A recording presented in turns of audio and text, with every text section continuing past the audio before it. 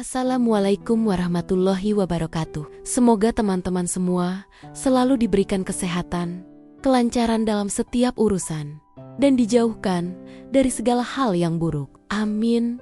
Ya Robbal Alamin. Hari ini saya akan membagikan sebuah kisah yang penuh dengan drama dan pelajaran hidup. Cerita ini bukan hanya menyentuh hati, tapi juga membuka mata kita tentang arti ketulusan dan perjuangan. Tidak perlu berlama-lama lagi.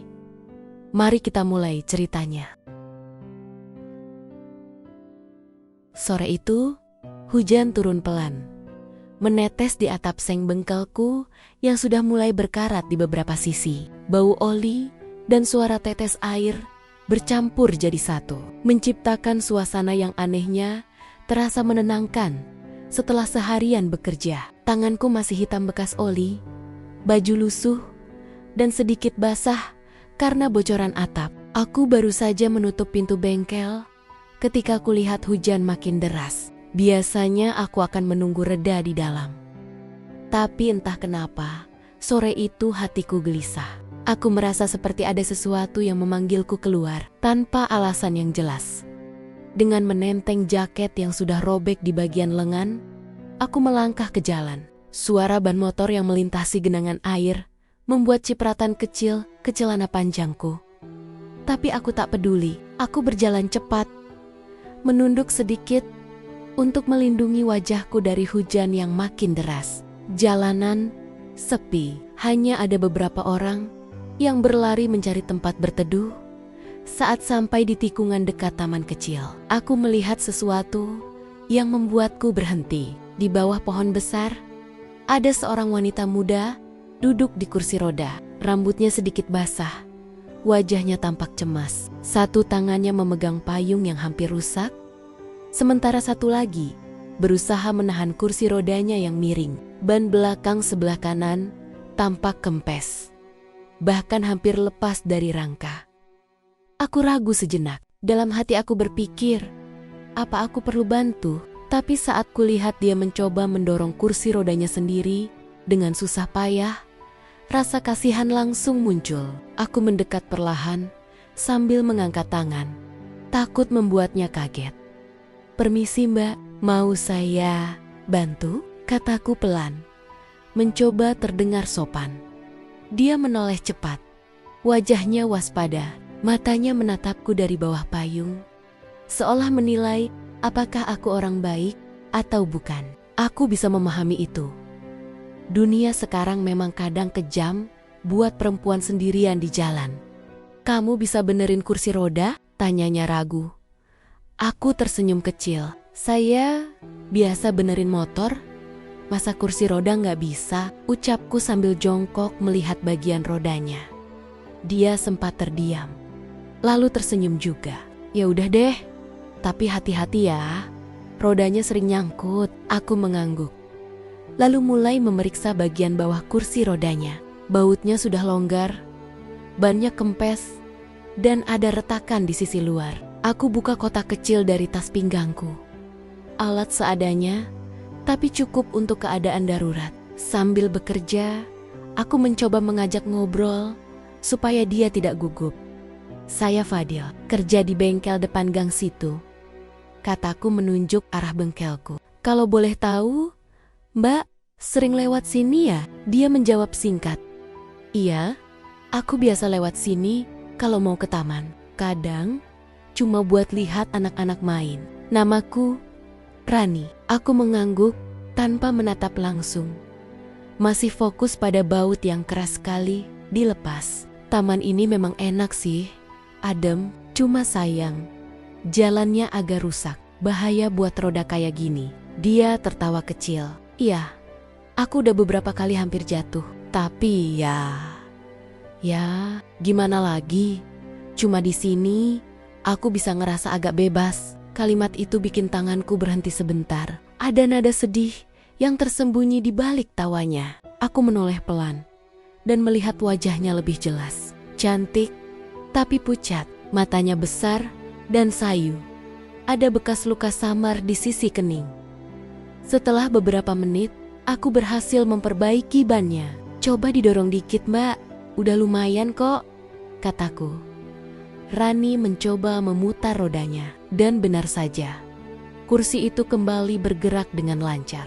Wah, hebat juga ya kamu. Kayaknya lebih cepat dari tukang servis yang biasanya. Aku terkekeh. Kalau cuma urusan roda, itu mah udah makanan sehari-hari. Dia tertawa kecil, suaranya lembut. Tapi jujur, ada sesuatu dalam tawa itu yang bikin dada terasa hangat. Hujan mulai reda, matahari sore muncul samar di balik awan. Dan jalanan mulai ramai lagi. Aku berdiri sambil menapek-nepek tanganku yang kotor oleh lumpur. Udah bisa jalan lagi ya? Kalau rusak lagi, tinggal mampir aja ke bengkel depan gang. Gratis kok. Kok Rani menatapku heran? Gratis? Aku mengangguk. Iya, anggap aja kenalan baru. Dia tersenyum lagi. Kali ini lebih tulus. Makasih Fadil.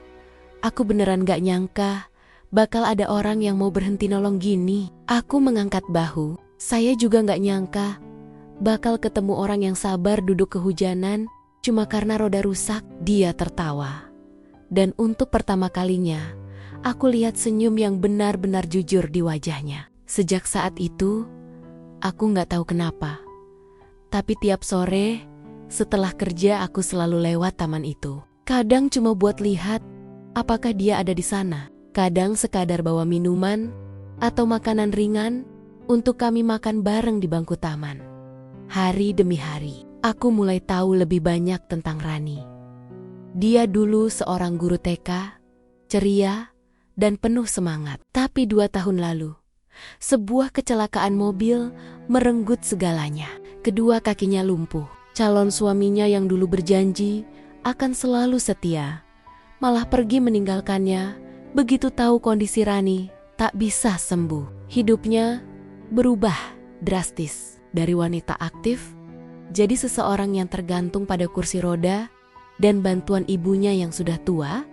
Waktu dia cerita itu, aku hanya bisa diam. Aku bukan orang pintar, tapi aku tahu rasa kehilangan. Aku juga pernah jatuh, bukan karena kecelakaan, tapi karena hidup yang tak adil. Aku kehilangan ayah waktu masih sekolah, harus berhenti kuliah karena biaya, dan kerja di bengkel hanya buat bantu ibu di rumah.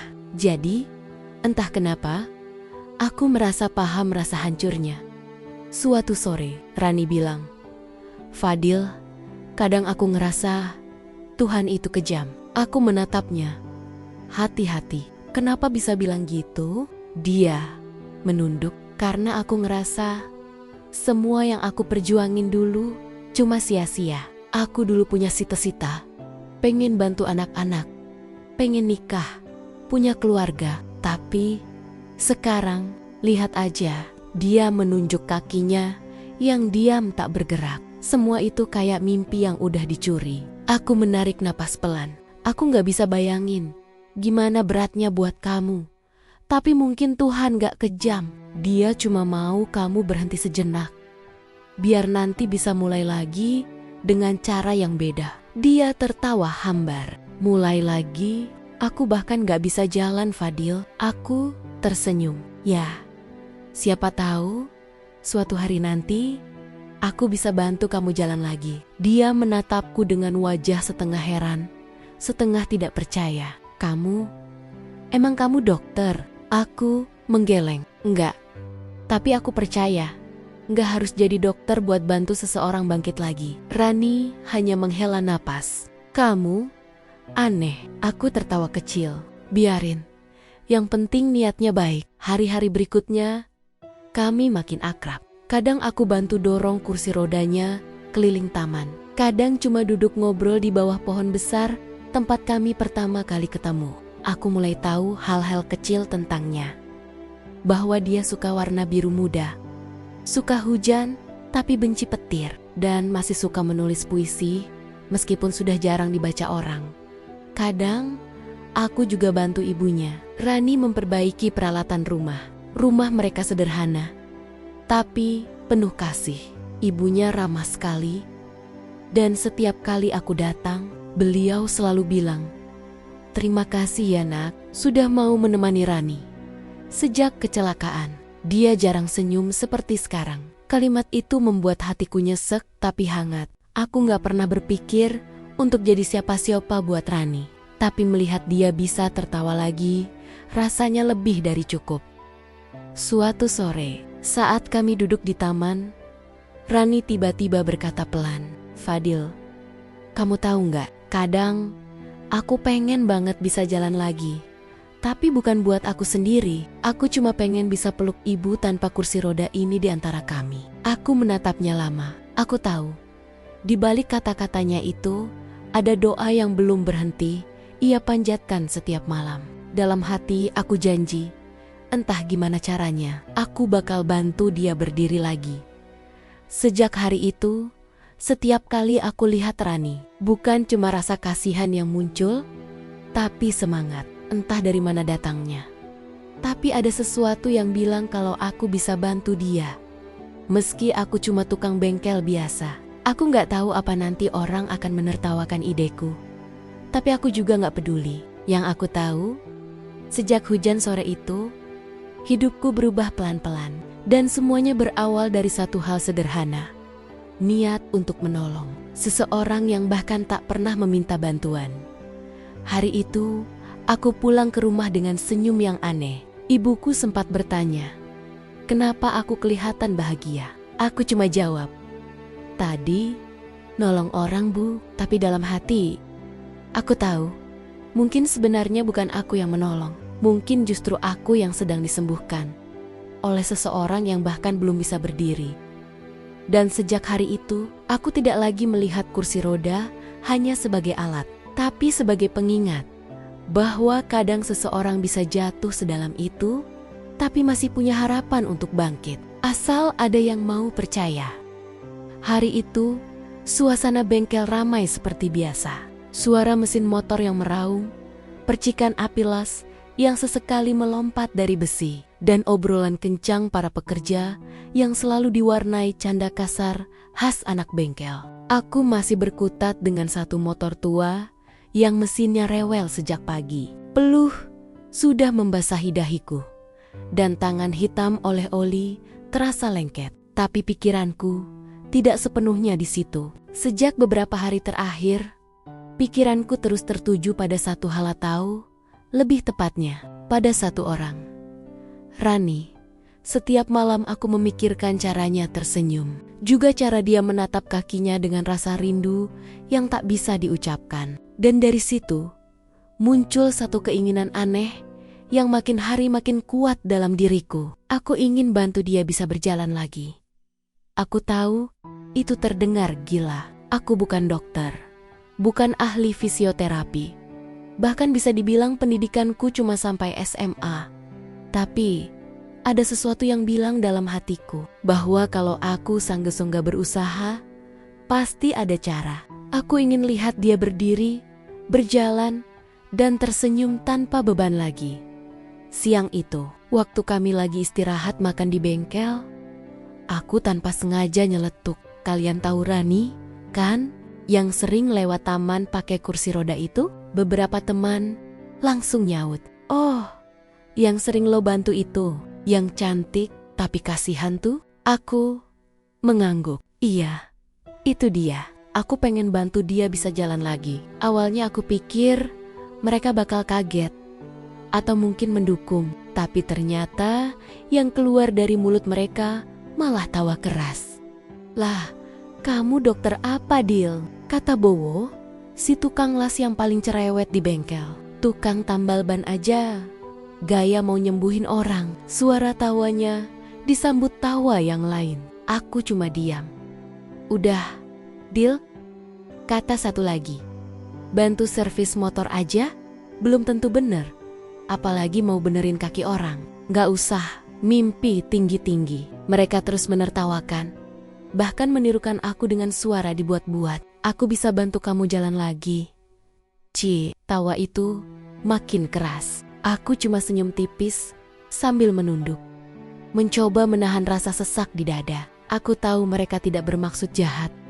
Mungkin cuma bercanda. Tapi bagi aku, ucapan itu Rasanya seperti tamparan. Aku memang bukan siapa-siapa. Tapi apakah itu berarti aku tidak boleh punya niat tulus? Setelah mereka bubar, aku duduk di bangku kayu tua di depan bengkel, menatap hujan yang mulai turun lagi. Bau tanah basah menguar.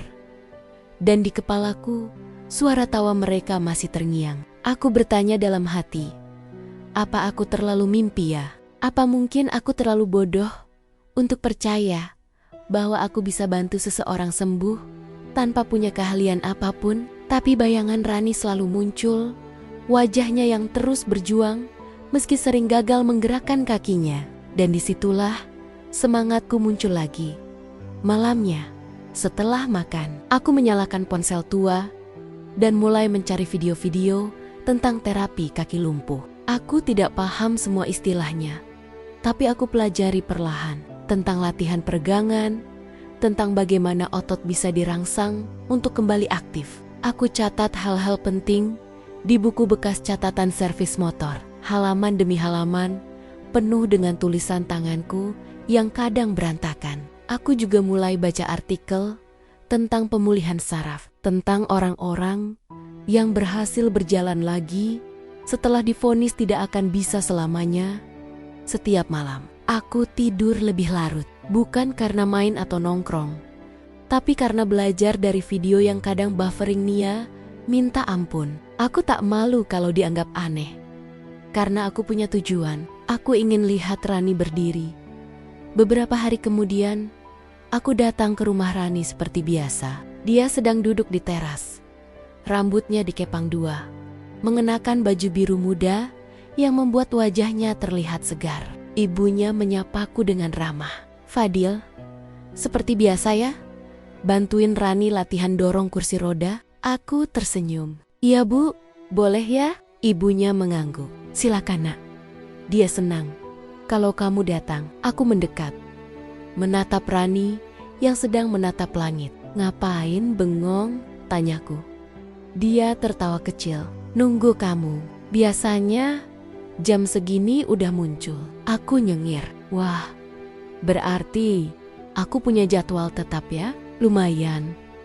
Jawabnya ringan. Biar gak bosan di rumah terus. Kami mulai berjalan ke arah taman dengan dorongan kursi roda. Sambil berjalan, aku ceritakan sedikit tentang idemu. Ron, aku pengen bantu kamu jalan lagi. Dia menatapku cepat. Alisnya terangkat. Hah? Maksudmu? Ya, aku lagi belajar soal terapi kaki. Aku nemu banyak hal menarik di internet. Katanya, ada latihan kecil yang bisa bantu rangsang otot. Dia terdiam sebentar, lalu tertawa pelan. Fadil, kamu lucu banget. Kamu pikir gampang? Aku udah terapi berbulan-bulan di rumah sakit dulu. Dokternya aja bilang peluangnya kecil banget. Aku mengangguk pelan. Aku tahu, tapi kalau kita coba terus, siapa tahu bisa. Aku gak janji kamu langsung bisa jalan, tapi aku janji gak bakal nyerah. Dia menatapku dengan ekspresi campur antara haru dan tidak percaya. Kamu ini kenapa sih? Kok repot-repot banget mikirin aku? Aku menjawab tanpa ragu. Karena aku lihat kamu gak pernah nyerah. Aku cuma pengen bantu kamu sedikit. Dia diam cukup lama, lalu menatap jalan. Kamu gak tahu aja berapa banyak orang yang dulu bilang hal yang sama. Semua janji mau bantu, tapi akhirnya pergi satu-satu. Aku udah capek berharap, Fadil. Aku menatapnya dengan lembut. Kalau kamu gak mau berharap, gak apa-apa. Tapi izinin aku buat tetap percaya. Dia tak menjawab, tapi kulihat dari sorot matanya ada sesuatu yang mulai berubah, bukan percaya penuh, tapi semacam rasa ingin percaya lagi. Itu cukup buatku. Sejak hari itu, aku mulai datang lebih sering. Aku bantu Rani latihan kecil di rumah. Awalnya cuma gerakan jari-jari kakinya. Aku pegang pergelangan kakinya pelan, minta dia mencoba menekan jari ke bawah. Kadang dia kesal karena gak berhasil, tapi aku tetap di sana, memberi semangat. Lihat, ototnya udah mulai bereaksi sedikit, kataku suatu hari. Dia memutar mata. Yang bereaksi itu tanganku, bukan kakiku. Aku tertawa kecil. Ya udah, berarti otot tangan dulu yang kuat. Nanti, baru kaki nyusul. Waktu berlalu. Aku bahkan mulai membuat alat sederhana dari besi bekas bengkel. Sebuah alat mirip pedal yang bisa ia gunakan untuk latihan dorong kaki sambil duduk. Aku susun dari besi sepeda rusak. Aku tambahkan pegas kecil biar bisa melawan tekanan ringan. Aku bawa alat itu ke rumahnya, dan waktu aku tunjukkan, Rani cuma melongo. "Kamu bikin ini sendiri?" Aku mengangguk bangga. "Yap, gak sempurna sih, tapi bisa buat latihan kecil." Dia memandangi alat itu dengan senyum tipis. "Fadil, kamu beneran serius?" "Ya, serius banget," jawabku. "Aku gak main-main, Ron. Hari pertama kami coba alat itu, hasilnya belum banyak. Tapi aku lihat, matanya mulai berbinar lagi. Kadang, dia masih pesimis. Tapi setiap kali mulai menyerah, aku selalu bilang, kamu gak harus bisa hari ini. Tapi, kamu gak boleh berhenti nyoba." Beberapa minggu berlalu, tapi tawa teman-temanku di bengkel masih sering teringat. Mereka sering menggodaku kalau aku terlihat capek. "Gimana, Dil? Udah jadi dukun penyembuh?" kata salah satu sambil tertawa. Aku hanya menanggapi dengan senyum. Aku gak mau buang waktu membalas ejekan. Aku tahu mereka belum lihat apa yang aku lihat, perubahan kecil di wajah Rani. Setiap kali ia berhasil menggerakkan kakinya sedikit lebih jauh dari kemarin, suatu malam aku pulang larut dan ibuku menatapku khawatir. "Kamu kelihatan capek banget, Nak. Jangan terlalu memaksakan diri." Aku duduk dan minum air putih. "Aku cuma pengen bantu orang, Bu. Rasanya gak bisa berhenti." Ibu mengangguk pelan. "Kalau kamu niatnya baik, terusin. Tapi jangan lupa, bantu orang itu gak harus bikin kamu lupa diri." Aku mengangguk. Nasihat itu menancap dalam hati. Hari-hari berikutnya, Rani makin terbuka. Ia mulai cerita masa lalunya tanpa aku tanya, tentang betapa ia dulu sangat aktif, suka menari, dan menjadi guru kesayangan anak-anak di sekolah. Tentang hari kecelakaan itu, saat mobil yang ditumpanginya diserempet truk dan terguling. Tentang rasa sakit yang tak tertahankan, dan kabar buruk dari dokter yang bilang kalau saraf kakinya rusak parah. Aku mendengarkan tanpa memotong. Kadang, ia menangis di tengah cerita, dan aku biarkan saja. Kadang aku cuma berkata pelan, "Gak apa-apa, nangis aja, tapi jangan berhenti berjuang." Suatu sore, waktu latihan, Rani tiba-tiba berhenti dan berkata pelan, "Fadil, kalau suatu hari aku beneran bisa jalan, aku mau jalan ke taman itu sendiri, tanpa kamu dorong." Aku tersenyum. "Kalau hari itu datang, aku bakal jalan di belakang kamu, tapi tetap siap nangkep kalau kamu jatuh." Dia menatapku lama, dan aku tahu dari pandangan itu kalau dalam dirinya sudah tumbuh sedikit harapan. Mungkin belum besar, tapi cukup untuk membuat langkah kecil berikutnya terasa berarti. Di bengkel, tawa teman-temanku masih sama. Mereka tetap menggoda, tetap tak percaya. Tapi aku sudah tak peduli, karena aku tahu sesuatu yang mereka tidak tahu, bahwa di suatu rumah sederhana, seorang gadis sedang perlahan-lahan menemukan kembali semangatnya untuk hidup. Dan aku juga sadar dalam usahaku menolong Rani, sebenarnya aku juga sedang menyembuhkan diriku sendiri dari luka masa lalu, dari rasa tidak berguna, dari pandangan orang yang selalu meremehkan. Setiap hari aku datang dengan semangat baru. Aku tak lagi menganggap ejekan sebagai hinaan, tapi sebagai bahan bakar, karena aku percaya kalau niatku tulus, waktu sendiri yang akan membuktikan. Malam-malamku masih diisi dengan belajar, mencatat, mencoba memahami setiap video terapi, bahkan merancang alat lain dari bahan sisa bengkel. Kadang hasilnya gagal, kadang malah rusak. Tapi aku tak berhenti. Aku terus mencoba. Bukan demi pembuktian pada orang lain, tapi demi satu hal sederhana. Melihat Rani tersenyum karena usahanya mulai membuahkan hasil. Dan di tengah semua perjuangan itu, aku mulai mengerti satu hal penting, bahwa orang yang ditertawakan hari ini bisa jadi adalah orang yang akan membuat semua orang terdiam besok. Kalau ia tidak berhenti berjuang. Malam itu, sebelum tidur, aku menulis di catatan kecilku. Mereka boleh menertawakan, tapi suatu hari, mereka akan melihat keajaiban itu sendiri. Pagi itu, udara masih lembab, sisa hujan semalam. Di depan rumah Rani, suara burung bercampur dengan gesekan kursi roda yang perlahan digerakkan. Aku datang seperti biasa, membawa termos kecil berisi teh hangat dan roti dari warung Bu Siti.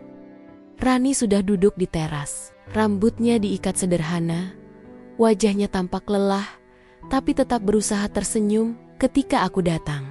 "Kamu datang juga," katanya pelan. Aku menaruh termos di meja dan tersenyum.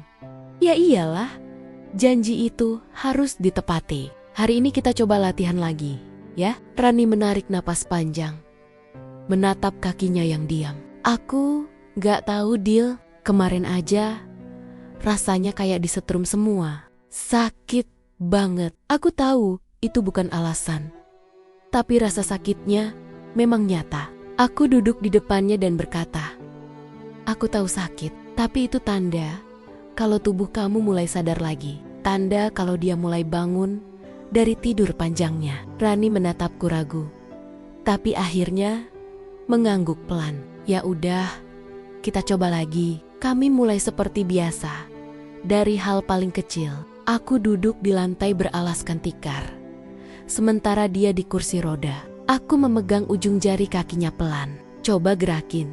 Ya, sedikit aja. Bayangin, kamu mau nendang bola." Rani menatap kakinya lama sekali, seolah menunggu keajaiban. Otot di wajahnya menegang, dan untuk sesaat, jari kakinya bergetar sedikit. Aku langsung berseru, Tuh, ada gerakan. Lihat." Rani cepat-cepat menunduk, tapi lalu tertawa kecil. "Seriusan? Aku beneran gerak?" Aku mengangguk penuh semangat. "Iya, beneran. Gak banyak sih, tapi itu awal." Rani memejamkan mata. Air mata mengalir tanpa bisa ia tahan. "Aku udah 2 tahun gak lihat kakiku gerak sama sekali, Dil," katanya lirih. Aku menepuk tangannya pelan. "Sekarang kamu lihat sendiri kan? Ini bukan mimpi." Hari-hari berikutnya jadi rutinitas baru buat kami. Setiap pagi, aku datang sebelum kerja. Kadang cuma 15 menit, kadang kalau bengkel sepi, aku bisa tinggal sejam. Latihan kami sederhana, tapi melelahkan. Awalnya cuma gerakan kecil, lalu sedikit dorongan otot paha, dan sesekali berdiri dengan pegangan meja. Rani sering jatuh, bukan karena ceroboh, tapi karena tubuhnya belum kuat menopang beratnya sendiri. Setiap kali jatuh, aku selalu buru-buru menolong, tapi tidak pernah memarahinya. Pernah suatu hari, dia terjatuh agak keras. Suara kursi dan tubuhnya membentur lantai cukup keras, sampai ibunya keluar dari dapur panik. Aku langsung menolongnya, tapi Rani menepis tanganku. "Jangan bantuin dulu, aku mau coba sendiri," katanya keras. Suaranya gemetar antara marah dan sedih. Aku mundur sedikit, menatapnya dengan hati campur aduk. Dia berusaha mendorong tubuhnya sendiri naik. Tangannya gemetar, peluh membasahi wajahnya. Setelah beberapa detik yang terasa lama, akhirnya dia berhasil duduk lagi di kursi rodanya. Nafasnya terengah, tapi matanya bersinar. "Aku bisa sendiri," katanya lirih. Aku tersenyum, kali ini tanpa banyak kata. Namun tidak setiap hari sekuat itu. Ada kalanya Rani menangis. Suatu pagi, setelah gagal berdiri berkali-kali, dia menatapku dengan mata merah. "Aku capek, Dil. Kayaknya gak akan bisa." Aku jongkok di depannya, menatapnya langsung. "Kamu boleh nangis, Ron. Gak apa-apa, tapi jangan berhenti. Aku percaya kamu bisa, mungkin bukan sekarang, tapi suatu hari nanti." Air matanya menetes, jatuh ke lantai, dan aku biarkan saja. Karena aku tahu, kadang orang harus menangis dulu, baru bisa kuat lagi. Latihan terus berjalan. Kadang kami tertawa, Kadang kami diam lama, hanya mendengar napas masing-masing. Aku mulai paham bagaimana setiap otot di tubuhnya bekerja. Bagaimana satu gerakan kecil bisa berarti perjuangan berhari-hari. Aku bukan dokter, tapi setiap kali dia berhasil melakukan hal kecil seperti mengangkat kakinya sedikit lebih tinggi, rasanya seperti kemenangan besar. Kadang aku merasa aneh sendiri, seorang tukang bengkel yang tiba-tiba jadi pelatih rehabilitasi. Tapi di saat yang sama, aku merasa hidupku baru kali ini punya arah. Suatu sore, waktu matahari mulai turun, Rani berhasil berdiri lebih lama dari biasanya. Tangan kirinya berpegangan di meja, sedangkan tangan kananku topang pelan di bawah bahunya. "Jangan lihat ke bawah, lihat ke depan," kataku. Dia tertawa kecil. "Ngomong kayak pelatih profesional aja. Ya siapa tahu nanti aku buka bengkel terapi kan?" Jawabku sambil bercanda. Kami tertawa sebentar. Lalu hening. Aku bisa dengar detak jantungku sendiri. Perlahan, dia mencoba melepas pegangannya di bahuku. Tubuhnya goyah, tapi belum jatuh. "Fadil, aku bisa," katanya, pelan tapi penuh semangat. Aku hanya bisa menatapnya kagum. Detik itu, aku tahu, semua usahanya tidak sia-sia.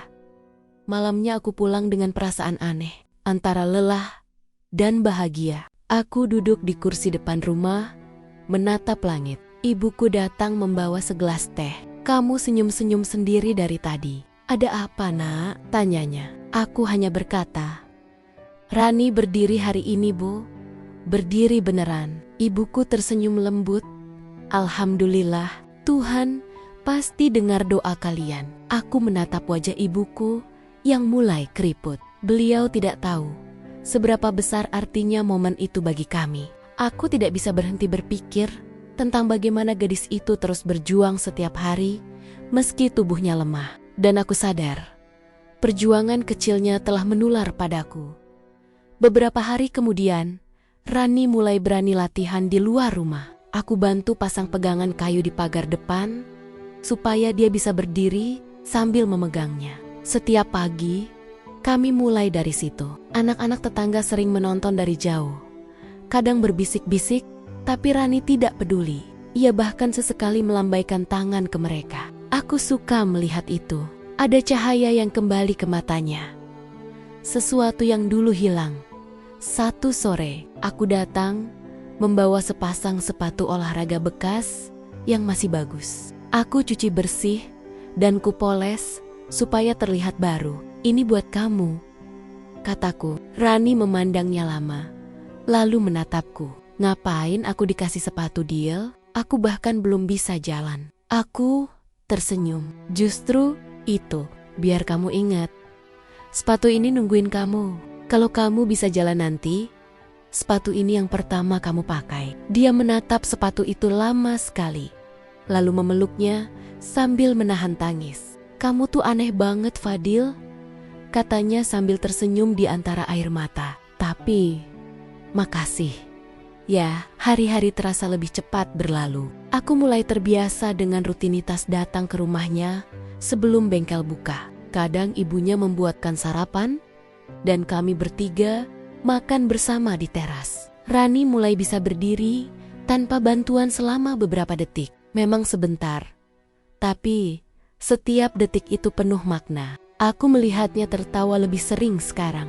Kadang kalau latihan berhasil, dia akan memukul pundakku pelan sambil berkata, "Lihat kan, aku bilang aku kuat." Aku hanya menjawab, "Aku gak pernah ragu." Tapi tentu saja, tidak semua hari mudah. Pernah suatu hari, ketika kami sedang latihan, tiba-tiba Rani jatuh cukup keras. Kali ini ia tidak menangis, tapi menunduk lama sekali. Aku bisa lihat bahunya gemetar. "Kenapa?" "Diam," tanyaku. Dia menggeleng. Aku malu sama diriku sendiri. Capek rasanya gagal terus. Aku duduk di lantai, sejajar dengannya. "Ron, kamu gak gagal. Kamu cuma belum selesai. Selama kamu belum berhenti, kamu belum kalah." Dia menatapku lama, lalu tersenyum kecil. "Kamu tuh ngomongnya selalu kayak motivator ya?" Aku tertawa. biar semangatnya nggak turun aja. Suatu sore yang lain, saat latihan, ibunya datang membawa minuman dan berkata, "Rani, ibu bangga sama kamu. Ibu lihat kamu makin kuat." Rani langsung menangis, memeluk ibunya erat. Aku menunduk pelan, menahan emosi yang ikut meluap. Aku tahu, bagi ibunya, melihat anaknya berdiri, walau cuma sebentar, adalah mukjizat kecil. Dan aku bersyukur bisa jadi bagian dari momen itu. Setelah beberapa minggu, Rani mulai bisa menumpu berat tubuh di kedua kakinya selama beberapa detik tanpa pegangan. Aku yang pertama kali menyadarinya. Waktu itu aku berdiri di sampingnya, siap menahan kalau ia jatuh. Tapi ternyata dia tidak goyah. "Lihat, Dil, aku nggak pegang apa-apa," katanya dengan mata berbinar. Aku terpana beberapa detik, lalu tertawa bahagia. Iya, kamu hebat Rani." Dia tertawa keras. Dan tawa itu membuat seluruh perjuangan panjang kami seolah terbayar. Malamnya, aku tidak bisa tidur. Aku menulis di buku catatan kecilku seperti biasa. Hari ini, Rani berdiri tanpa bantuan selama 8 detik. 8 detik yang mengubah segalanya. Aku menutup buku itu dengan perasaan yang sulit dijelaskan. Semakin lama, latihan kami bukan cuma tentang fisik. Kami mulai saling menguatkan lewat cerita. Kadang aku bercerita tentang ayahku yang dulu kerja keras sampai meninggal muda, dan bagaimana aku belajar memperbaiki motor darinya. Rani mendengarkan dengan mata berkaca-kaca. "Pantas kamu gak pernah nyerah, ya," katanya suatu hari. Aku tertawa kecil. Aku cuma gak pengen hidup sia-sia. Rani juga sering cerita tentang anak-anak TK, tempat dia dulu mengajar. Aku kangen suara mereka. Dil, kangen dipeluk, kangen dengar mereka nyanyi vals, tapi semangat. Aku menatapnya. "Nanti, kalau kamu udah bisa jalan, kamu bisa ke sekolah lagi. Mereka pasti seneng lihat Bu Rani datang." Dia tersenyum, tapi matanya berkaca-kaca. Aku harap begitu. Waktu berjalan cepat. Aku melihat perubahan nyata di dirinya. Bukan cuma fisik, tapi juga semangatnya. Dia lebih ceria, lebih berani. Setiap kali kami latihan, aku selalu bilang, "Sedikit lagi, Ron." Dan dia selalu jawab, "Aku tahu, Dil, sedikit lagi." Kalimat itu jadi semacam mantra buat kami berdua. Sampai suatu pagi, hal luar biasa terjadi. Saat kami latihan, tanpa aku sadari, Rani berhasil berdiri tanpa aku pegang sama sekali. Dan bukan hanya berdiri, ya, melangkah satu kali. Satu langkah pendek, tapi nyata. Aku tertegun, tidak bisa berkata apa-apa. Rani menatapku dengan wajah terkejut, lalu menutup mulutnya sambil menangis. Aku melangkah. Dil, aku beneran melangkah. Aku juga menahan air mata, mencoba tetap tenang, tapi suaraku gemetar. "Iya, kamu melangkah, kamu berhasil." Kami berdua tertawa di tengah tangis. Tidak peduli siapa yang melihat. Ibunya keluar dari rumah dan langsung ikut menangis sambil memeluk kami. Hari itu bukan cuma hari latihan biasa. Hari itu adalah bukti bahwa perjuangan kecil, kalau dilakukan dengan hati, bisa membawa keajaiban besar. Sejak hari itu, aku semakin yakin apapun yang orang lain katakan dulu tidak penting lagi. Yang penting, kami tidak berhenti. Karena aku tahu, perjuangan kecil yang kami mulai dari gerakan jari kaki, kini sudah berubah jadi langkah pertama menuju mimpi besar. Dan aku tahu, langkah itu baru permulaan dari perjalanan panjang yang lebih luar biasa lagi. Hari itu suasana bengkel sedikit berbeda. Biasanya aku selalu sibuk dengan suara mesin, bau oli, dan canda tawa teman-teman. Tapi entah kenapa, pagi itu rasanya semua tatapan orang ke arahku seperti punya maksud. Mereka berbisik pelan, lalu tertawa kecil sambil melirik. Aku berusaha pura-pura nggak peduli, tetap sibuk mengganti oli motor pelanggan. Tapi telingaku cukup peka untuk menangkap suara yang seharusnya tidak kudengar. Katanya, si Fadil sekarang deket banget sama cewek di kursi roda itu ya, bisik salah satu temanku, yang langsung dibalas tawa kecil oleh yang lain. Iya, masa tukang bengkel bisa ngerasa kayak pahlawan? Katanya, dia mau nyembuhin cewek itu, biar bisa jalan lagi. Halah, paling juga cuma modus, kata yang lain sambil cekikikan. Aku menarik napas panjang, mencoba menahan diri. Tanganku masih sibuk memutar kunci pas. Tapi di dalam hati, ada rasa yang sulit dijelaskan, antara marah, kecewa, dan sedih. Aku tahu, orang-orang memang suka bicara, tapi kali ini rasanya berbeda. Karena yang mereka bicarakan bukan cuma aku, tapi juga Rani, gadis yang sedang berjuang keras untuk bangkit.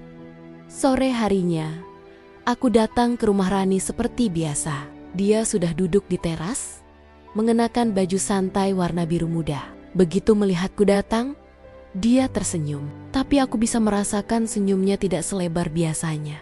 "Kamu kenapa, Dil?" tanyanya pelan. Aku menggeleng. "Enggak, cuma capek aja." Tapi Rani menatapku lama, seolah tahu aku sedang menyembunyikan sesuatu. "Aku dengar kabar orang-orang ngomongin kita," katanya akhirnya. Aku terdiam sejenak, lalu duduk di kursi depan rumahnya. "Iya, aku juga dengar." Rani menghela napas, pandangannya kosong menatap ke halaman. "Aku udah biasa, Dil. Dulu waktu aku baru lumpuh aja, orang-orang juga ngomong macem-macem. Katanya aku kena karma. Katanya aku gak bakal punya masa depan. Tapi jujur, aku gak nyangka kamu juga bakal kena omongan karena aku." Aku menatapnya. "Run, danger, ja. Aku bantu kamu, bukan karena aku peduli omongan orang. Aku bantu karena aku pengen kamu bisa hidup normal lagi. Kalau mereka mau ngomong, biarin aja. Mereka nggak tahu apa yang kita perjuangin." Dia tersenyum kecil, tapi aku bisa lihat matanya berkaca-kaca. "Kamu nggak capek dengerin semua itu?" tanyanya lirih. Aku menarik napas dalam-dalam, lalu menjawab pelan, "Capek sih, tapi aku lebih capek kalau nyerah sebelum lihat kamu bisa jalan." Rani terdiam. Suasana sore itu hening, hanya suara angin yang menggerakkan dedaunan. Aku tahu, kata-kata itu sederhana, tapi dari cara dia menatapku, aku bisa lihat kalau kalimat itu menenangkannya. Hari-hari berikutnya, gosip semakin liar. Orang-orang mulai membicarakan kami di warung, di bengkel, bahkan di pasar. Ada yang bilang aku cuma pura-pura baik supaya terlihat hebat. Ada juga yang lebih kejam, bilang aku deket sama Rani cuma karena kasihan, atau malah karena mau cari perhatian. Pernah suatu kali, waktu aku mampir beli gorengan, dua ibu-ibu di warung berbisik keras-keras. "Itu loh, anak bengkel yang suka datang ke rumah cewek lumpuh itu," kata salah satunya. "Iya, aku dengar juga. Katanya cewek itu kan sendirian di rumah. Ibunya sering keluar. Hati-hati aja.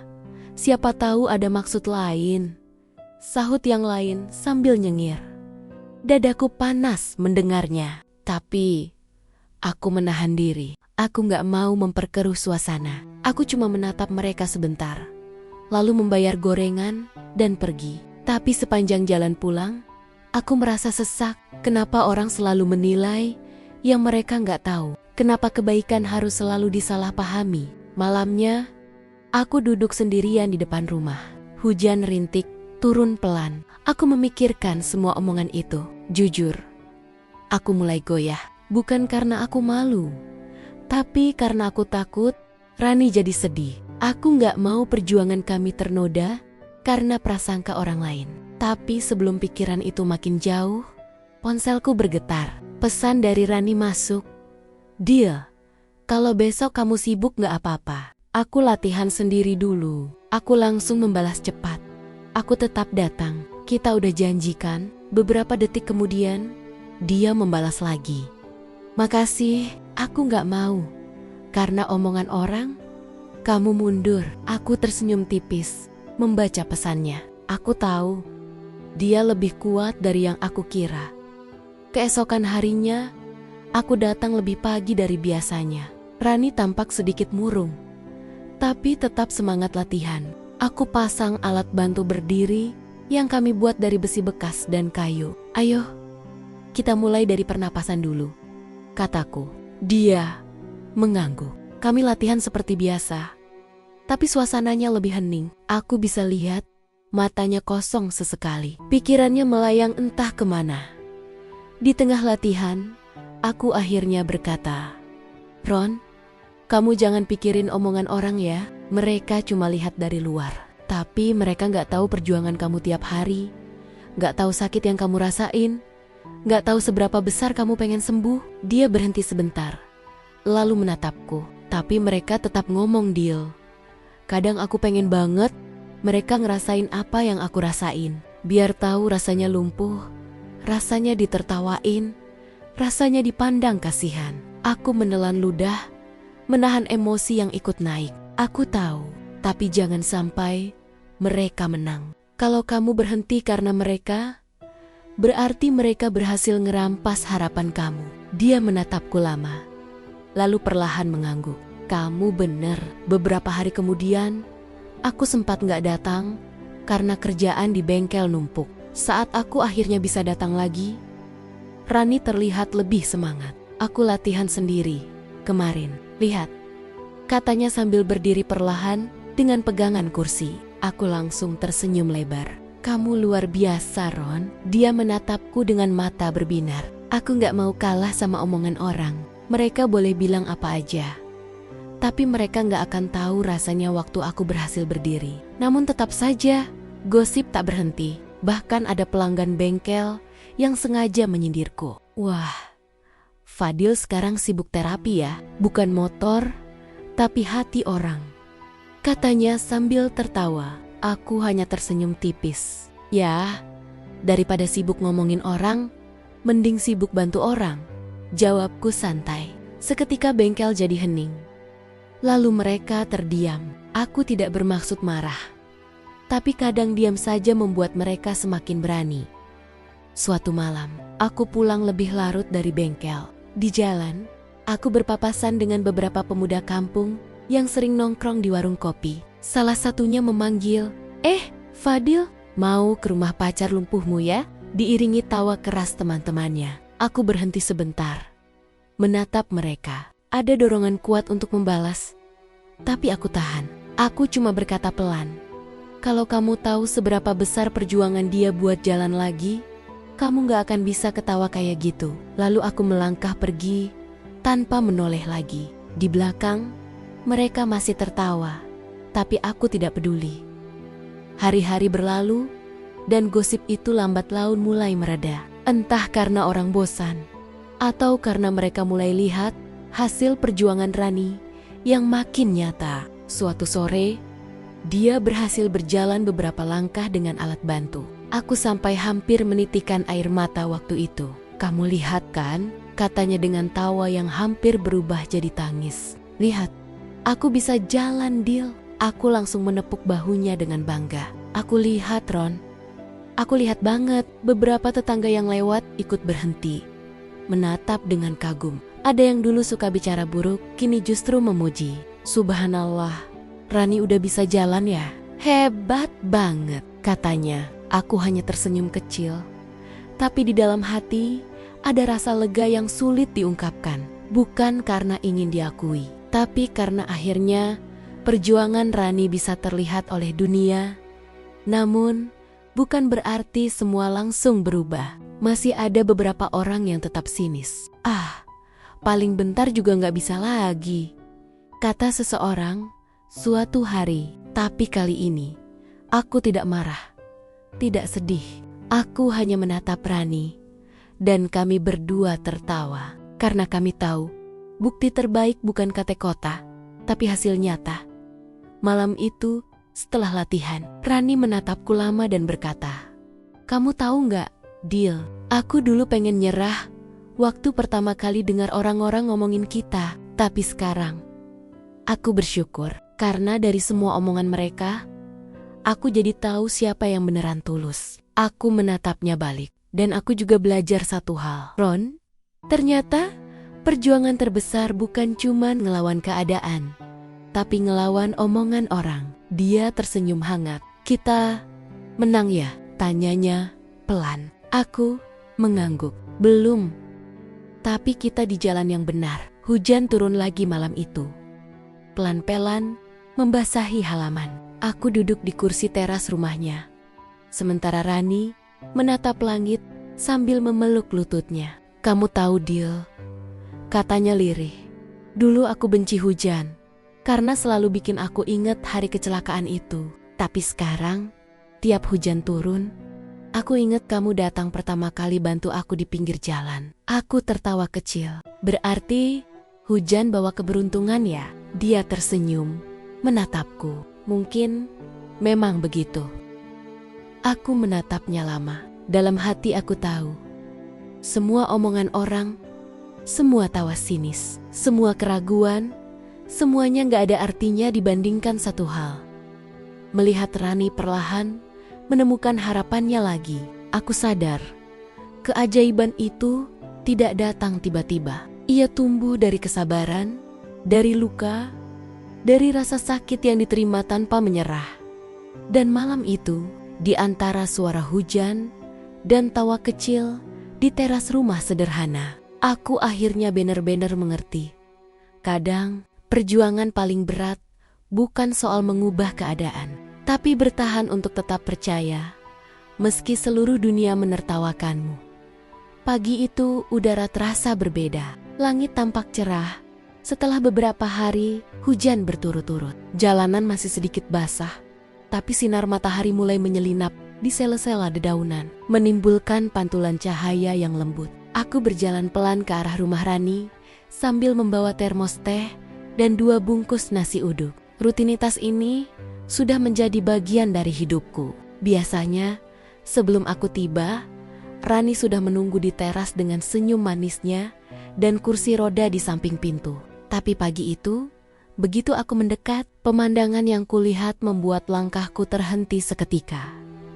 Di depan pintu, Rani berdiri. Ya, berdiri, tanpa alat bantu, tanpa pegangan, hanya bertumpu pada kekuatan kakinya sendiri. Aku hampir tak bisa percaya. Kamu berdiri? Berdiri? Suaraku keluar pelan, nyaris seperti bisikan. Rani menoleh ke arahku. Senyum di wajahnya begitu cerah, tapi matanya berkaca-kaca. Cuma sebentar. Deal, katanya dengan suara gemetar. Tapi, aku bisa. Aku terpaku. Untuk beberapa detik dunia terasa berhenti. Semua suara di sekeliling, kicau burung, deru motor dari kejauhan, bahkan hembusan angin, seperti menghilang. Yang tersisa hanya pemandangan di depanku. Seorang gadis yang selama 2 tahun terkurung di kursi roda, kini berdiri dengan kaki yang dulu tak bisa digerakkan. Aku meletakkan termos dan nasi di meja teras, lalu perlahan mendekat. Ron, kamu beneran berdiri? Tanyaku lagi. Masih sulit percaya. Dia mengangguk pelan. Air matanya jatuh satu persatu. Aku bahkan gak tahu gimana caranya. Tadi aku cuma coba, kayak biasanya. Terus tiba-tiba, aku bisa. Aku menahan napas. Dada terasa hangat dan penuh. Rasanya seperti ada sesuatu yang mengembang di dalam hati. Sesuatu yang tak bisa dijelaskan dengan kata-kata. Aku hanya bisa tersenyum, lalu tanpa sadar, ikut meneteskan air mata. Kamu hebat banget, Ron. Kamu beneran luar biasa. Dia tertawa di antara tangisnya, menutupi wajahnya dengan tangan. Aku takut ini cuma mimpi, Dil. Aku menjawab pelan. Kalau ini mimpi, aku gak mau bangun. Setelah beberapa detik, kakinya mulai gemetar. Dan aku sigap menahan bahunya agar tidak jatuh. Dia kembali duduk di kursi rodanya, masih terisak tapi tersenyum lebar. Aku cuma kuat berdiri sekitar 10 detik, katanya sambil tertawa kecil. Aku membalas tawa itu. 10 detik yang bikin seluruh dunia kayak berhenti, Ron. Kamu nggak tahu betapa besar artinya itu. Hari itu, kami tidak langsung latihan seperti biasa. Kami duduk lama di teras, menikmati teh hangat dan nasi uduk yang tiba-tiba terasa lebih enak dari biasanya. Rani masih sesekali tersenyum sendiri, seolah belum percaya dengan apa yang baru saja terjadi. Aku kira aku bakal butuh waktu lebih lama, katanya pelan. Tapi ternyata Tuhan kasih kejutan. Aku menatapnya penuh kagum. Keajaiban itu gak datang buat orang yang nyerah, Ron. Mungkin Tuhan cuma nunggu kamu cukup kuat buat menerimanya. Dia menatapku dengan mata lembab. Kamu percaya keajaiban itu ada ya? Aku tersenyum. Dulu enggak, tapi sekarang aku lihat sendiri. Beberapa hari setelah kejadian itu, semangat Rani berubah total. Kalau dulu dia masih sering merasa takut atau malas latihan, sekarang dia bahkan sering mulai latihan sebelum aku datang. Suatu pagi, aku datang lebih awal, tapi ternyata dia sudah di halaman, berpegangan pada pagar sambil mencoba berdiri. Aku gak sabar nunggu kamu datang, jadi mulai duluan, katanya sambil tersenyum bangga. Aku tertawa. Wah, sekarang aku malah ketinggalan semangatnya nih. Setiap kali berhasil berdiri lebih lama, dia mencatat waktunya di papan tulis kecil yang kami gantung di dinding. 10 detik, 20 detik, 35 detik. Setiap angka itu seperti hadiah, bukti bahwa setiap tetes keringat dan setiap air mata tidak pernah sia-sia. Aku ikut mencatat setiap perkembangan itu di buku kecilku. Aku ingin mengingat semuanya. Setiap langkah kecil menuju keajaiban besar. Tapi bukan cuma fisik Rani yang berubah, hatinya juga. Dia jadi lebih terbuka, lebih sering tertawa. Orang-orang di sekitar pun mulai memperhatikan. Beberapa tetangga yang dulu hanya menatap iba, kini mulai mendekat dan memberi semangat. Rani, aku lihat kamu udah makin kuat. Ya, kata salah satu ibu tetangga. Rani tersenyum sambil membalas. Iya, Bu, sedikit-sedikit, tapi ada juga yang masih sinis. Meski kini lebih halus caranya. Wah, hebat banget Rani. Tapi jangan maksa, nanti malah kenapa-kenapa, kata seseorang dengan nada yang terdengar seperti kekhawatiran. Tapi aku tahu maksudnya. Aku hanya tersenyum dan menjawab, tenang aja Bu, dia gak maksa. Dia berjuang. Malam itu, setelah pulang dari rumah Rani, aku duduk lama di kamar. Aku memandangi catatan kecilku yang kini penuh dengan tanggal, jam, dan hasil latihan.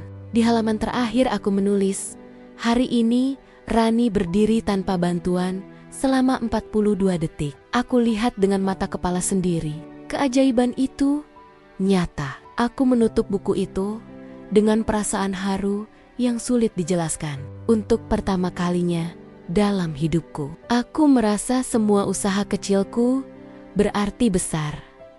Suatu sore, Rani meminta sesuatu yang mengejutkanku. Deal, aku pengen coba jalan, walau cuma 2 langkah. Aku menatapnya, khawatir tapi juga bangga. Kamu yakin? Jangan maksa. Ya, dia mengangguk tegas. Aku udah siap. Aku berdiri di depannya, memegang kedua tangannya. Oke, pelan-pelan ya, fokus di langkah pertama. Dia mengangguk, matanya menatap lurus ke depan.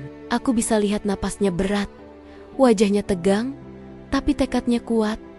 1, 2, dan kaki kanannya bergerak pelan sekali, tapi jelas. Lalu kaki kirinya menyusul. Aku menahan napas, nyaris tidak percaya. 2 langkah kecil, tapi terasa seperti perjalanan ribuan kilometer. Begitu dia hampir kehilangan keseimbangan, aku cepat menahannya. Rani memelukku spontan. Air matanya jatuh di bahuku. Aku bisa. Deal. Aku beneran bisa. Aku tersenyum sambil menepuk bahunya pelan. Kamu gak cuma bisa, Ron. Kamu menang. Hari itu, kami berdua menangis tanpa malu. Air mata bahagia bercampur dengan tawa kecil di antara rasa lega yang luar biasa. Bahkan ibunya yang sedari tadi menonton dari jendela, ikut keluar, menatap kami dengan mata yang basah. "Rani, anakku," katanya sambil menutup mulutnya. Suaranya bergetar. Rani langsung memeluk ibunya erat. "Bu, aku bisa jalan." Ibunya hanya bisa menangis dan berulang kali mengucap syukur. Sejak hari itu, setiap pagi latihan kami berubah. Tidak lagi sekadar berdiri atau melatih keseimbangan, tapi benar-benar berjalan. Awalnya hanya 2 langkah, lalu 3, lalu 5. Aku buatkan garis kecil di lantai rumahnya dari lakban sebagai jalur latihan. Setiap kali berhasil menyelesaikan satu jalur, Rani menepuk tangan sendiri dan tertawa puas. Aku mulai sadar, perjuangan ini bukan cuma soal membuatnya bisa jalan, tapi soal bagaimana dia belajar percaya pada dirinya sendiri lagi. Soal bagaimana dia menolak menyerah, meski semua orang bilang itu mustahil. Suatu malam, Rani berkata dengan suara lembut, "Dil, aku sadar sekarang, dulu aku selalu minta keajaiban. Tapi ternyata, keajaiban itu gak datang dalam bentuk kilatan cahaya atau suara dari langit. Keajaiban itu datang pelan-pelan, lewat tangan orang yang gak pernah ninggalin aku." Aku terdiam, menatapnya lama. "Kalau gitu, berarti keajaiban itu kamu, Ron." Dia tertawa kecil. "Salah. Keajaiban itu kita." Malam itu, kami duduk lama di teras rumah. Angin membawa aroma tanah basah, dan bintang-bintang bersinar terang. Rasanya damai. Aku sadar, perjalanan kami masih panjang. Tapi aku tahu, kami sudah melewati bagian tersulitnya. Hari-hari berikutnya penuh kejutan. Suatu pagi ketika aku datang, Rani tidak di kursi roda. Aku panik sesaat. Tapi kemudian, aku melihatnya berdiri di dapur sambil menyiapkan teh. "Rani!" seruku kaget. Dia menoleh sambil tertawa. "Tenang aja, aku nggak jatuh kok. Aku cuma pengen nyoba jalan ke dapur sendiri." Aku menatapnya dengan campuran takut dan bangga. "Kamu bikin aku jantungan," kataku setengah bercanda. Dia tersenyum. "Berarti aku berhasil bikin kamu kagum lagi." Setelah kejadian itu, kabar tentang Rani mulai menyebar. Orang-orang yang dulu menertawakannya kini datang memberi selamat. Ada yang menatapnya dengan kagum, ada yang bahkan minta maaf karena dulu pernah meremehkan. Rani hanya tersenyum dan berkata, "Gak apa-apa, saya juga dulu gak percaya diri sendiri." Beberapa minggu kemudian, Rani meminta satu hal yang membuatku hampir tidak percaya. "Dil, aku pengen ke taman tempat aku dulu sering ngajak murid-murid main." Aku mengangguk tanpa ragu. "Kita ke sana." Kami berangkat pagi-pagi. Aku bantu menuntunnya pelan-pelan. Begitu sampai, Rani menatap sekeliling taman yang penuh anak-anak kecil bermain. Wajahnya berubah sendu, tapi penuh cahaya. 2 tahun lalu, aku datang ke sini pakai kursi roda. Sekarang aku berdiri sendiri, katanya pelan. Aku tersenyum. "Lihat tuh, Ron, dunia berubah karena kamu gak berhenti percaya." Dia melangkah pelan ke tengah taman, menatap langit. Angin berhembus lembut, menerpa rambutnya yang terurai. "Aku ngerasa hidup lagi, Dil," katanya. Aku menatapnya dengan bangga. "Kamu gak cuma hidup lagi, Ron. Kamu lahir lagi." Aku tahu, perjalanan ini belum selesai. Tapi hari itu, di taman kecil itu, aku menyaksikan keajaiban nyata.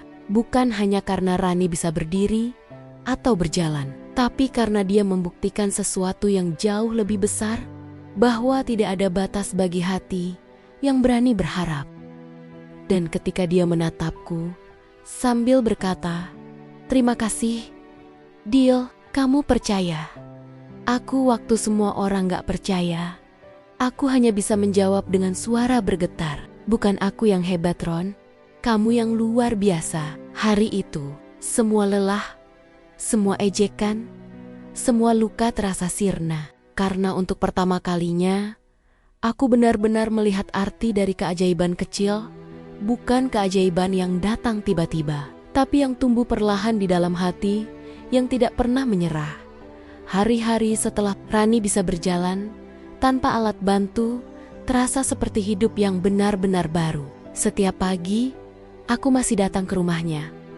Bukan lagi untuk membantu latihan berdiri atau menuntunnya berjalan, tapi sekadar menemaninya minum teh dan berbincang ringan. Sekarang, dia bahkan sering yang menungguku di depan pagar, berdiri tegak dengan senyum yang selalu berhasil menghapus semua lelahku. Dulu aku yang datang membawa semangat, tapi sekarang entah sejak kapan dia yang membawa semangat untukku. Perubahan itu bukan cuma terlihat pada langkah kakinya, tapi juga disorot matanya. Ada keyakinan yang kuat, ada cahaya yang dulu sempat padam, kini menyala lagi. Aku masih ingat jelas hari-hari ketika dia hanya bisa memandangi dunia dari kursi roda, menatap anak-anak kecil bermain dari jauh. Sekarang, dia berjalan melewati jalan yang sama, menyapa para tetangga dengan senyum yang membuat orang-orang berhenti sejenak untuk menatapnya dengan kagum. Di kampung kecil ini, kabar memang menyebar cepat. Dulu, gosip tentang kami menyebar kemana-mana. Sebagian besar berisi cibiran dan ejekan. Tapi sekarang, cerita itu berubah arah. Orang-orang yang dulu memandang rendah, kini justru memuji. Bahkan ada yang menjadikannya contoh buat anak-anak mereka. Tuh, lihat si Rani. Dulu gak bisa jalan, sekarang bisa. Kalau kamu malas belajar, malu dong sama dia. Begitu salah satu ibu berkata pada anaknya sambil tertawa kecil. Suatu siang, aku sedang memperbaiki motor pelanggan di bengkel ketika seseorang datang menghampiri. Begitu menoleh, aku sedikit kaget. Itu Bima, teman lamaku, yang dulu sempat mengejek habis-habisan waktu aku sibuk bantu Rani latihan. Bro, katanya pelan, seolah masih menahan gengsi. Aku berdiri, menyeka tangan yang berlumur oli. Bim, lama gak ketemu? Ada apa? Dia menggaruk kepala, terlihat canggung. Gue cuma pengen bilang, gue salah waktu itu. Gue kira lu buang-buang waktu bantuin dia. Tapi ternyata lu bikin dia bisa jalan lagi. Gue lihat sendiri kemarin, dia lewat depan warung. Jalan bro, jalan beneran. Aku menatapnya sebentar, lalu tersenyum kecil. Yang hebat itu dia Bim. Gue cuma bantu dorong semangatnya. Bima mengangguk pelan, lalu menepuk bahuku. Lu gak berubah? Ya, masih aja rendah hati. Tapi serius, gue salut. Dulu gue cuma bisa ngomong, lu yang bener-bener turun tangan. Aku tertawa ringan. Kadang hal besar lahir dari niat sederhana Bim. Gue cuma pengen lihat dia bahagia lagi. Itu aja. Bima tersenyum lebar. Gila, lu keren bro. Kalau butuh bantuan opo-opo di bengkel, kabarin ya. Anggap aja gue ganti dosa masa lalu. Kami tertawa bersama. Dan untuk pertama kalinya, aku merasa semua ejekan dan hinaan yang dulu kuterima berubah jadi penghormatan diam-diam sore itu. Setelah bengkel tutup, aku berjalan menuju rumah Rani. Langit sore berwarna jingga, dan angin berhembus pelan membawa aroma bunga melati dari halaman rumahnya. Begitu sampai, kulihat Rani sedang menyapu halaman. Gerakannya masih pelan tapi pasti. Aku berhenti sejenak di depan pagar, hanya untuk menikmati pemandangan itu. Pemandangan yang dulu hanya bisa kubayangkan. Datang juga, katanya begitu sadar aku berdiri di situ. Aku tersenyum, masuk, dan duduk di kursi teras. Kamu sekarang rajin banget. Ya, dulu tiap kali disuruh nyapu, alasannya capek. Dia tertawa, matanya berkilau. Sekarang aku malah senang bisa capek. Dulu aku kangen banget sama rasa capek kayak gini. Aku hanya mengangguk pelan, menatapnya dengan rasa bangga yang sulit diungkapkan. Dari seseorang yang dulu nyaris kehilangan harapan, sekarang dia berdiri dengan penuh keyakinan. Kamu sadar gak Ron? Tanyaku pelan. Kamu udah ngubah banyak hal. Bukan cuma di diri kamu, tapi juga di sekeliling kamu. Dia berhenti menyapu, menatapku dengan dahi berkerut. Ngubah? Apa maksudnya? Aku menghela napas pelan. Dulu orang-orang di sini suka ngomongin dari belakang. suka ngejek. Sekarang, gara-gara kamu, mereka belajar kalau usaha nggak pernah bohong. Mereka lihat kamu bangkit. Dan itu bikin mereka percaya sama sesuatu yang lebih besar dari omongan. Rani terdiam lama. Angin sore berhembus pelan, menggerakkan helaian rambutnya. Aku nggak pernah mikir sejauh itu, Dil. Katanya pelan. Aku cuma pengen sembuh. Pengen bisa hidup kayak orang lain lagi. Aku tersenyum. Kadang kita nggak sadar, Ron, kalau hal kecil yang kita perjuangkan bisa jadi inspirasi buat orang lain. Malamnya, setelah makan bersama, Rani menunjukkan sebuah surat kepadaku. Aku dapat ini tadi siang, katanya sambil menyerahkan amplop berwarna putih. Di pojoknya tertulis nama sebuah sekolah dasar. Aku membaca isinya perlahan. Mereka menawarkan Rani untuk kembali mengajar, tapi dengan jam terbatas. Aku menatapnya kaget. Mereka mau kamu balik? Rani mengangguk pelan. Senyumnya sedikit bergetar. Aku nggak tahu harus senang atau takut, Dil. Aku udah lama nggak ngajar. Aku takut nggak sekuat dulu. Aku menatapnya dengan yakin. Ron, kamu udah lewatin hal yang jauh lebih sulit dari sekadar berdiri di depan kelas. Kalau kamu bisa lawan rasa sakit, kamu pasti bisa lawan rasa ragu. Dia diam sebentar, lalu tersenyum. Aku bakal coba, Dil. Tapi kamu harus janji tetap datang kalau aku butuh semangat. Aku tertawa kecil. Selama kamu masih butuh teh pagi dan nasi uduk, aku bakal datang. Hari pertama Rani kembali mengajar adalah salah satu hari paling indah yang pernah aku lihat. Pagi itu, aku sengaja mengantarnya ke sekolah. Langit tampak cerah, dan di sepanjang jalan, beberapa tetangga melambaikan tangan, memberi selamat. Rani hanya membalas dengan senyum dan lambaian kecil. Begitu sampai di gerbang sekolah, beberapa guru dan murid sudah menunggu. Mereka bertepuk tangan, menyambutnya dengan hangat. Aku berdiri agak jauh, melihatnya berjalan masuk ke sekolah itu tanpa kursi roda, tanpa bantuan. Ada sorak-sorai kecil dari anak-anak yang dulu diajarinya. Bu Rani udah bisa jalan, teriak mereka. Rani hanya tertawa, matanya berkaca-kaca. Saat itu aku tahu, semua perjuangan kami tidak sia-sia. Beberapa minggu kemudian, perubahan itu makin terasa. Rani makin sibuk dengan kegiatannya di sekolah. Setiap sore, dia masih menyempatkan diri datang ke bengkel, membawa minuman, atau sekadar ngobrol sebentar.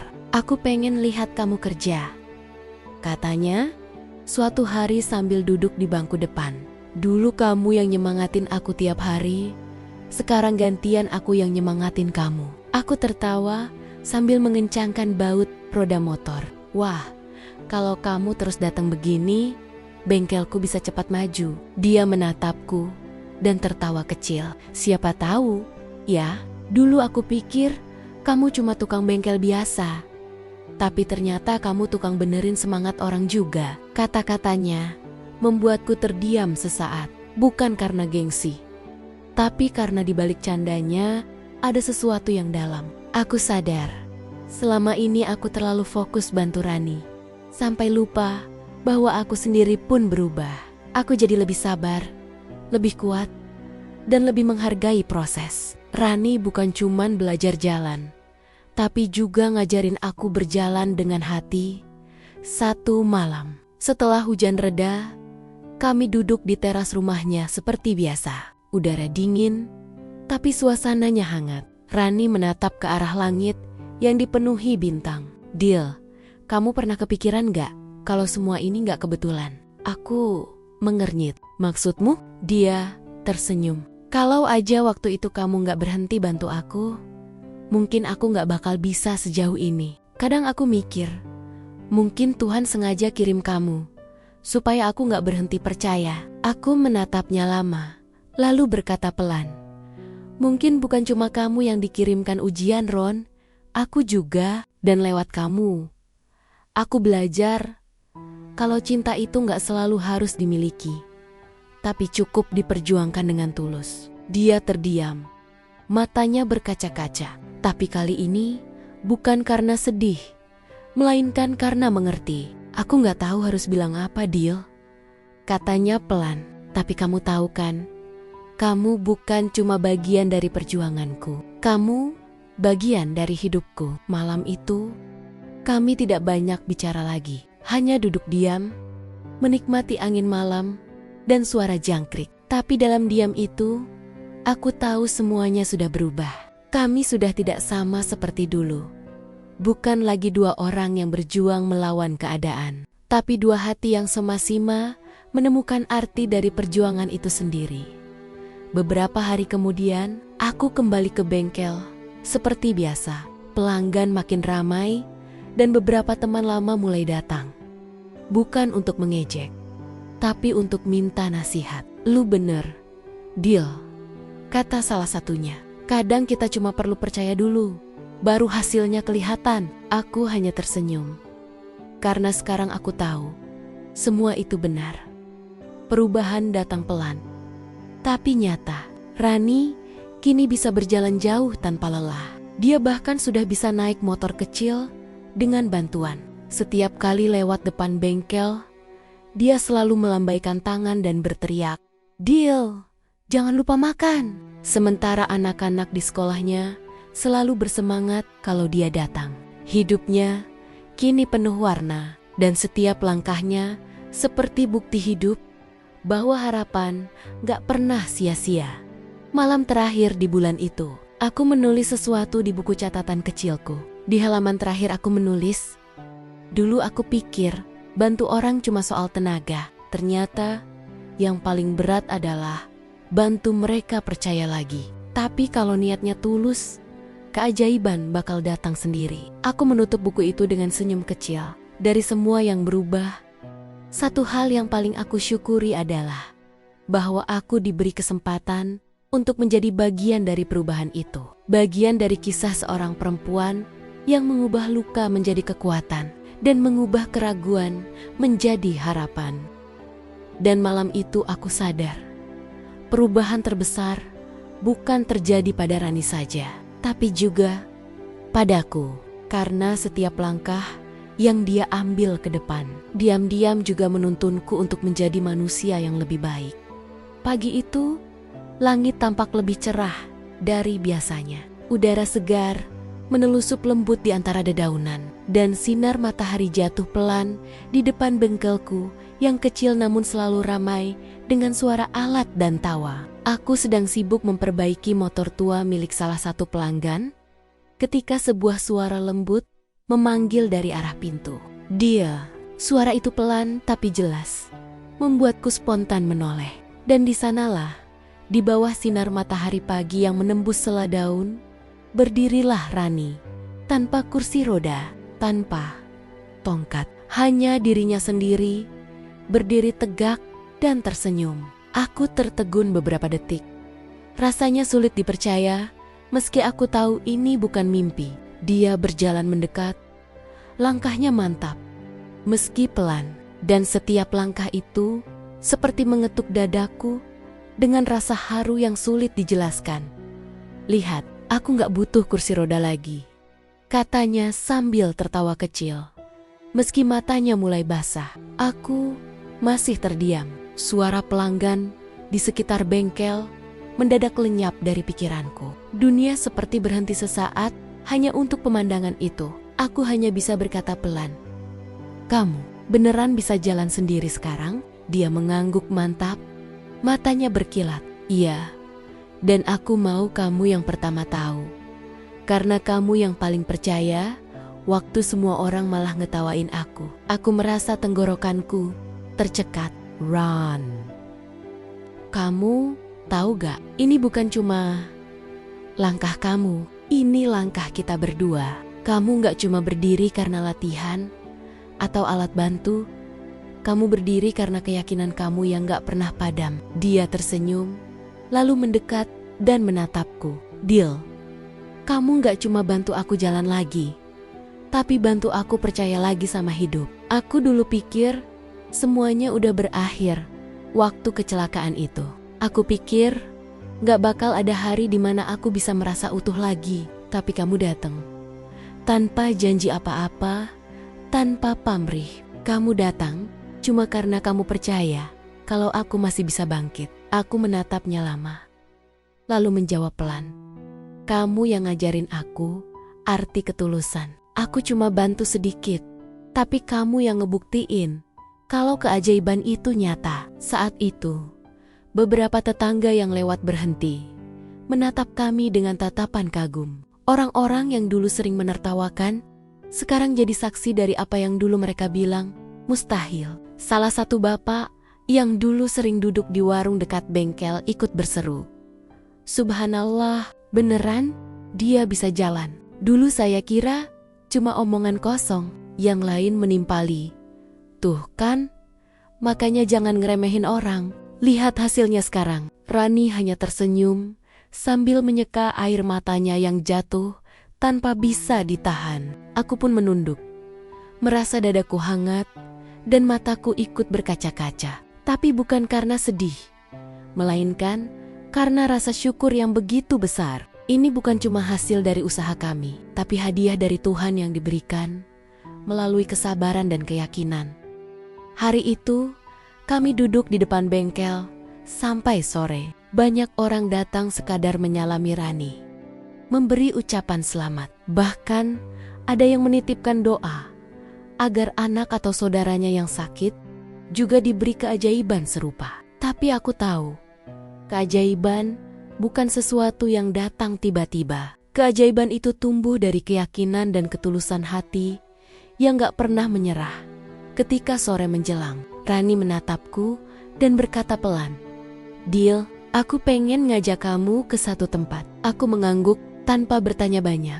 Kami berjalan bersama, melewati jalan kecil di samping rame rama-rama yang dulu jadi saksi latihan kerasnya. Jalan itu dulu penuh dengan suara ejekan dan tawa orang yang gak percaya. Sekarang, jalan itu terasa tenang dan hangat. Di ujungnya, ada taman kecil tempat kami pertama kali latihan berdiri. Aku masih ingat, dulu Rani sering jatuh di situ. Lalu aku menuntunnya berdiri lagi.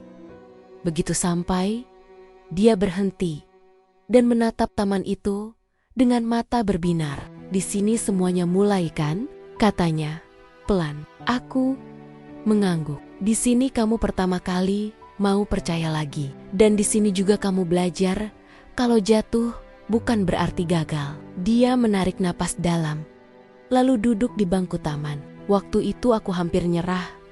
"Dil, aku bener-bener ngerasa gak ada gunanya hidup. Tapi setiap kali kamu datang, aku ngerasa kayak ada alasan buat lanjut. Sekarang aku baru sadar, yang kamu lakuin itu bukan cuma bantu aku jalan, tapi kamu bantu aku ngerasain hidup lagi." Aku hanya bisa menatapnya. Kata-kata itu terlalu dalam untuk kubalas dengan kalimat sederhana. Aku tahu, dia gak cuma bicara soal kaki yang bisa berjalan, tapi soal hati yang akhirnya bisa berdiri tegak lagi. Beberapa anak kecil berlari di sekitar taman, tertawa riang. Salah satu dari mereka hampir tersandung batu kecil. Tapi Rani dengan sigap berdiri dan menolong anak itu. Aku memperhatikan gerakannya. Cepat, stabil, tanpa ragu. Dan di detik itu aku tahu, perjuangan itu benar-benar selesai. Rani sudah benar-benar pulih. Lahir kembali bukan cuma sebagai seseorang yang bisa berjalan, tapi sebagai seseorang yang punya makna baru dalam hidup. Sebelum kami pulang, Rani menatapku dengan senyum lembut. "Dil, aku pengen cerita ini gak berhenti di aku. Aku pengen bantu orang lain yang ngalamin hal sama kayak aku dulu. Aku pengen mereka tahu kalau masih ada harapan." Aku tersenyum bangga. "Itu niat yang bagus, Ron. Aku bakal bantu kamu kayak dulu kamu aku bantu. Kita terusin perjuangan ini buat orang lain." Dan benar saja, beberapa bulan kemudian, Rani mulai membuka komunitas kecil di rumahnya. Namanya Langkah Baru. Di sana, dia bantu beberapa orang penyandang disabilitas untuk belajar bergerak lagi, latihan ringan, dan yang paling penting, menguatkan mental mereka. Kadang aku ikut datang, bantu bikin alat sederhana dari barang bekas untuk latihan. Suasana tempat itu selalu penuh semangat dan tawa. Jauh dari kesedihan yang dulu menyelimuti hidup Rani. Suatu hari, ketika salah satu peserta latihan berhasil berdiri untuk pertama kalinya, Rani menatapku dari jauh dan tersenyum. Aku tahu senyum itu, senyum yang dulu muncul waktu dia sendiri berhasil berdiri di depanku. Rasanya seperti melihat sejarah berulang. Tapi kali ini, bukan dia yang dibantu, melainkan dia yang membantu. Aku benar-benar merasa bangga. Malam itu setelah kegiatan selesai, Rani menghampiriku. "Dil, aku sekarang paham apa yang kamu rasain dulu. Rasanya luar biasa. Ya, waktu lihat orang lain bisa bangkit karena kita bantu." Aku mengangguk pelan. "Iya, Ron. Itulah keajaiban sejati. Bukan waktu seseorang sembuh, tapi waktu semangat itu nyebar ke orang lain." Dia tertawa kecil. "Kamu dan kalimat bijakmu itu nggak pernah berubah." Aku balas tertawa. "Kalau nggak bijak dikit, nanti kamu bosan ngobrol sama tukang bengkel kayak aku." Dia menatapku. Kali ini lebih lama. Dan dengan suara pelan, dia berkata, "Dil, kamu bukan cuma tukang bengkel di hidupku. Kamu itu orang yang Tuhan kirim buat ngingetin aku kalau keajaiban itu nyata." Kata-kata itu menancap dalam di hatiku. Malam itu, aku pulang dengan hati yang penuh. Aku nggak pernah merasa sekuat itu sebelumnya. Karena aku tahu, perjuangan yang dulu dimulai dari niat kecil, kini berubah. Jadi, sesuatu yang jauh lebih besar dari diriku sendiri.